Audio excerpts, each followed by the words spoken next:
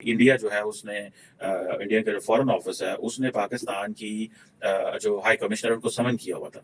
और उन्होंने ये कहा कि भाई आके हमें बताएं कि इससे कम्युनिटी क्यों पाकिस्तान के अंदर जो है वो उन पे हमले हो रहे हैं, क्यों मारे जा रहे हैं।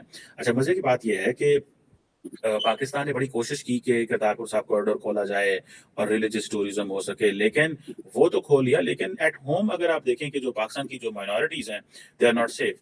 और सिखों के हवाले से वो जाहिर बात है हमारे मुल्क के अंदर टॉलरेंस नहीं है when it comes to non Muslims.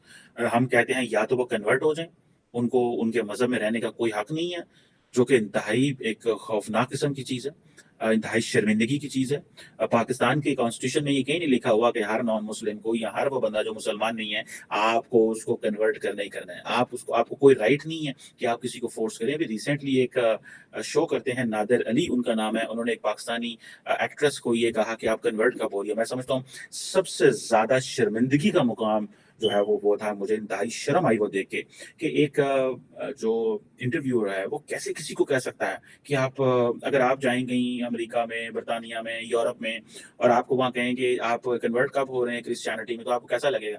या आप कन्वर्ट कब हो रहे हैं टू बी, जिसे कहते हैं ना, कोई और मजहब जो है उसमें जाने के लिए, तो आपको कैसा लगेगा? कितनी शर्मिंदगी की आप लिहाओगे कि मैं क्यों कन्वर्ट हूँ? तो यही बात है कि हम लोगों की सेंसिटिविटीज, उनकी उनकी उन चीजों को क्यों नहीं हम ऑनर करते। आपके डिफेंस मिनिस्टर यानी कि इंडिया के डिफेंस मिनिस्टर राजनाथ सिंह ने एक कश्मीर को स्टेटमेंट पास की और कहा कि जो आज़ाद कश्मीर है वो आने वाले टाइम में यानी कि आज़ाद कश्मीर के जो लोग हैं वो रिवॉल्ट चाहते हैं, वो आने वाले टाइम में इंडिया के साथ खुद ब खुद मर्ज हो जाएंगे, हमें उसके लिए कुछ भी करने की जरूरत नहीं है। ऐसी स्टेटमेंट आई है राजनाथ सिंह की तरफ से पाकिस्तान के लिए। आप इस पर क्या कहना चाहेंगे? आज नौकरी नहीं है, खाना नहीं है, पैसा नहीं है, आज इज्जत नहीं है, रुतबा नहीं है, हर जगह आप लेटे हुए हैं। शहबाज शरीफ साहब कह रहे हैं कि वेस्ट जो है उसको यूक्रेन को देने के लिए पैसे हैं, लेकिन हमें देने के लिए पैसे नहीं है क्योंकि हमारे बच्चे, हमारे लोग गरीबी में मारे। बताइए, ऐसी शर्मनाक आप भीख भी मांग रहे हैं तो उसके लिए भी आप दूसरे को कसूरवार कर रहे हैं कि हमें हमें तुम पैसे नहीं दे रहे हो, गलती तुम्हारी है। आप अंदर ही नहीं झांकना चाहते। आपने सारी दुनिया में कीड़े निकाल रखे हैं, सारी दुनिया में। वेस्ट खराब है, इंडिया तो खैर है ही बंदर के बच्चे, और ये जो बाकी सोसाइटी है सब खराब है। आप दुनिया के सबसे अच्छे लोग हैं।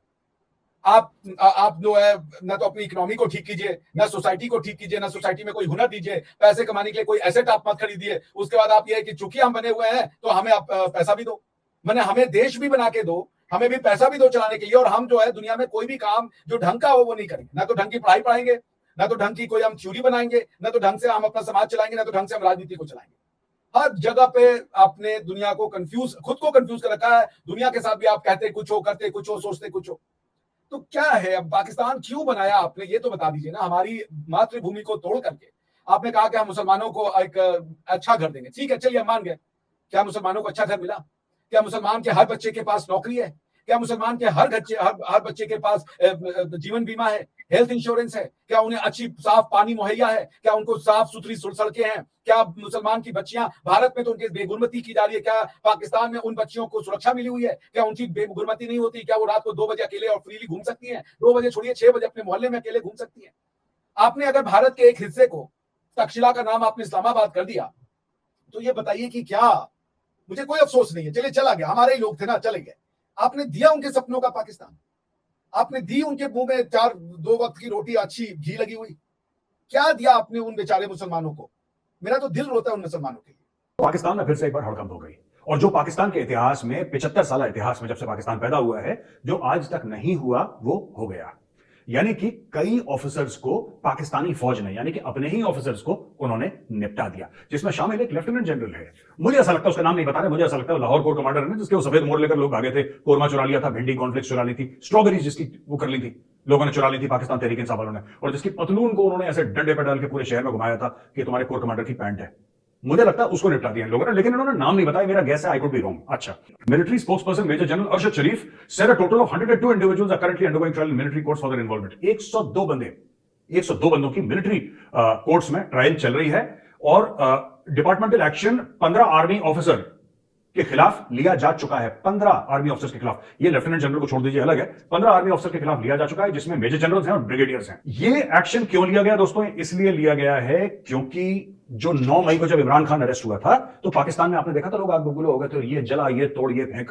उस चक्कर में। अच्छा, इसमें पाकिस्तानी फौज, मैं तो डे वन से कह रहा था, जिस दिन ये ब्रेकिंग न्यूज हुई, मैं टेलीविजन पे था, रिपब्लिक में, मैंने तब बोला था इसके अंदर फौजी इन्वॉल्व है, 100% इसमें फौजी इन्वॉल्व है। ये बात मैंने बाद में भी बोली चाणक्य डायलॉग्स में, इसमें फौजी इन्वॉल्व है। अब मैं आपको बताता हूं ये फौजियों के खिलाफ एक्शन क्यों लिया जा रहा है, और मैंने उस समय मई में मैंने क्यों बोला था, आज से करीब 1.5 महीना पहले, कि इसमें फौजी इन्वॉल्व है। देखिए साहब, इमरान खान अरेस्ट होता है, इमरान खान के अरेस्ट होने के बाद 1-2 घंटे के अंदर वायलेंस यानी कि दंगा फसाद शुरू हो जाता है, राइट।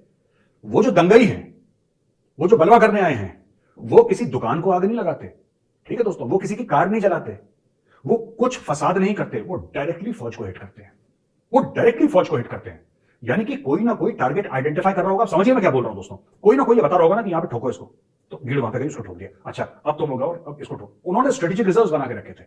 स्ट्रेटेजिक रिजर्व्स यानी कि ये फौज की टर्मिनोलॉजी है, वो लंबा चौड़ा मामला है, these are not classical strategic reserves, लेकिन उन्होंने रिजर्व में बंदे रखे थे, अगर ये पहली वेव फेल हो जाएगी तो दूसरे लोग आके करेंगे इसको। आप समझ रहे हैं, ये भी ड्रामा हो चुका था उस दिन। इसके अलावा उन्होंने जो कई जगह जीएचक्यू रावलपिंडी, जो उनके आर्मी का हेडक्वार्टर है, उधर उन्होंने अटैक कर दिया था। उन्होंने लाहौर कोर कमांडर जिसकी पतलून घुमाई थी, वहां पे अटैक कर दिया था। 2 एयरबेसेस पे अटैक कर दिया था। आईएसआई का उन्होंने फैसलाबाद में उसका ऑफिस फूंक दिया था। अपने प्राइम मिनिस्टर का घर, जो शहबाज शरीफ है उसका लाहौर में घर, उसको आग लगा दी थी। कई सारी चीजें करी, लेकिन आप देखेंगे 90% ऑफ द टारगेट्स, छोड़ के शहबाज शरीफ का घर और पंजाब के गवर्नर का घर, 90% ऑफ द टारगेट्स वर फौजी, और वो दोनों भी पॉलिटिकल टारगेट्स थे। यानी कि ये कोई ऐसी भीड़ नहीं थी, ये कोई ऐसी जिसको कहते हैं जुनूनी भीड़ नहीं थी, जो जैसे अब भीड़ होती है ना, जब प्रोटेस्ट होता है, फिर आप किसी को रोक नहीं सकते। अगर किसी के हाथ में डंडा है, किसी के हाथ में हथियार है, कट्टा शट्टा है, किसी के पास राइफल है, किसी के पास 12 बोर है, किसी के पास पिस्टल है, रिवॉल्वर है, आप उन लोगों को रोक नहीं सकते, क्योंकि भीड़ आउट ऑफ कंट्रोल होती है। भारत में जब दंगे होते हैं, भीड़ आउट ऑफ कंट्रोल होती है। इसकी दुकान जली, इसका घर जला, इसका ये मार दिया, वो मार दिया, यानी कि भीड़ में कोई डिसिप्लिन नहीं होता। यहां पे भीड़ में बहुत डिसिप्लिन था बॉस, जबरदस्त डिसिप्लिन था। भीड़ ने बाल भी बांका नहीं करा जिसका, जहां पे भीड़ को नहीं भेजा गया, भीड़ गई, अटैक करा, हटी।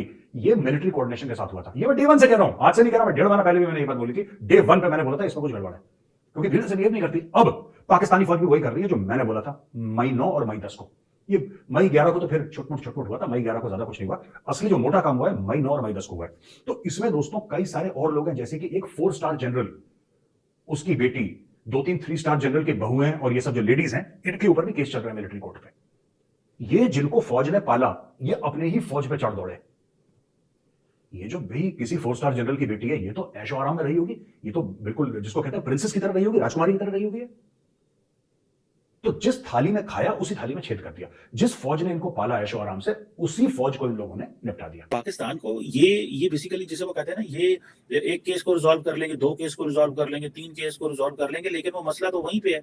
जब आपने मुआशरे के अंदर इस चीज को एम्बेड कर दिया हुआ है कि भाई पाकिस्तान जो है, उसमें जो डोमिनेंस है वो मुसलमानों की है, और जो बाकी माइनॉरिटीज हैं उनकी कोई वैल्यू नहीं है। मैं खुद ऐसे लोगों को जानता हूँ, मैं क्रिश्चियंस को जानता हूँ जो बहुत सारी जगहों पर रहते हैं, उनको as a 3rd grade citizen के तौर पर तस्वर किया जाता है, और तस्वर क्या किया जाता है, उनके साथ ट्रीट किया जाता है, और वो अपने आप को मान चुके हुए हैं कि हम 3rd ग्रेड सिटीजन है पाकिस्तान के अंदर। मैं उन लोकेलिटीज में गया हूँ, मैंने देखा है लोगों को, और अपने इर्द गिर्द लोगों को उनके साथ बिहेव करते हुए देखा है। कितनी तकलीफ दे और शर्मिंदगी की बात है कि पाकिस्तान को ये चीजें जो हैं वो करनी पड़े, और करनी लोगों के साथ, और हम दूसरों को लेक्चर दें। अब सिखों के हवाले से जो है वो नॉर्मली दुनिया ये कहती है जी कि सिखों के हवाले से जी पाकिस्तान के अंदर सिखों को बहुत वेलकम किया जाता है। भाई ठीक है, वेलकम तो किया जाता है। ये जो अंदर सिख रह गए हैं थोड़े से, ये क्या मार मार के खत्म करने हैं पाकिस्तानियों ने? ये वो जो लोग वो समझते हैं अगर वो कहीं अच्छा कारोबार कर रहे हो तो आप उन्हें मारना शुरू कर देंगे, वो अच्छी किसी डिस्टिंक्शन में चले जाएंगे, वो आपके साथ कॉम्पिटिशन में आ जाएंगे, वो कोई तो आप कहेंगे लो जी इसको तो मार दो, वहां खुश होगी। इसी तरह अहमदिया, ये क्यों हम इन चीजों को नहीं समझते कि ये कॉन्स्टिट्यूशन जो है ये किस चीज के लिए है? अगर इसमें इक्वालिटी ऑफ लॉ नहीं है, इक्वालिटी ऑफ जस्टिस नहीं है, लोगों को राइट्स नहीं मिले। अभी मैं देख रहा था कि यूएस स्टेट डिपार्टमेंट जो है उसने फिर पाकिस्तान को ये कहा है कि भाई आप ये तमाम टेररिस्ट ग्रुप्स के खिलाफ काम करें। ये पाकिस्तान के लिए दैट्स अ मेजर सेटबैक। मुझे इस चीज की समझ नहीं आती कि जी वो स्टेट डिपार्टमेंट कहता है कि हम दहशतगर्दी का मसला पाकिस्तान के साथ उठाते रहेंगे।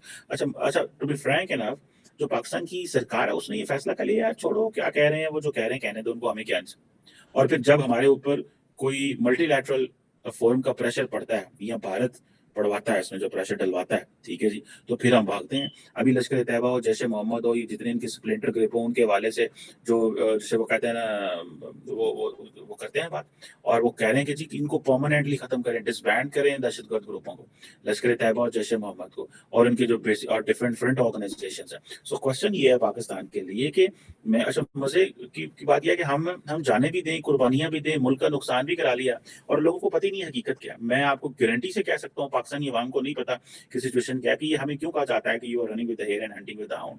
ये क्यों कहा जाता है, ये क्या है? जाहिर बात है हमने अपनी हमें हमें हमें हमने रिस्पेक्ट नहीं की। हमने एक तरफ जो है वो मुजाहिदीन बनाए, हमें पता चल गया कि जो मुजाहिदीन है, जो ये अफगानिस्तान में अगर सूफी दीन को गिरा सकते हैं, तो कश्मीर में ये इंडिया को भी जो है ना वो चित कर सकते हैं। ये तो हमारा मौकफ तो ये था, सेंट्रल आर्गूमेंट तो ये था।